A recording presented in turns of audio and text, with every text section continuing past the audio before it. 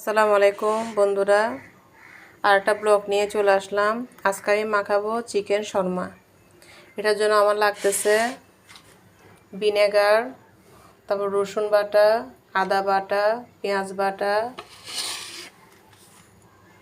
জিরার গুঁড়া, মশলার গুঁড়া, হলুদের গুঁড়া, লবণ, এটা হচ্ছে কাবাব মশলা, এটা হচ্ছে গোলমরিচ, এটা হচ্ছে মিশানো সব মিশানো মশলা।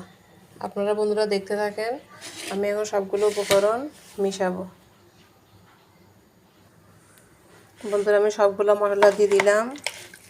এখন আমি সুন্দর করে হাত ধুয়ে নিচ্ছি। এটা আমি ভালো করে মিশিয়ে নিব। এটা মিশাই রেখে দিব ঘন্টা খানেক। হাড় ছাড়া, আমি হাড় নিই নাই, এই যে হাড় ছাড়া।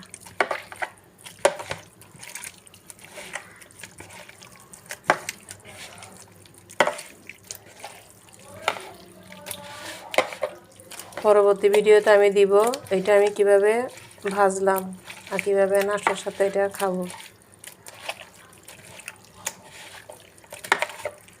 এটা বন্ধুরা আমার মাখানো শেষ। আপনারা বেশি বেশি করে আমার ভিডিওগুলো দেখবেন, শেয়ার করবেন, পাশে থাকবেন। এই যে আমার মাখানো শেষ। আজকের মতো এখানে। আল্লাহ হাফেজ। আসসালামু আলাইকুম।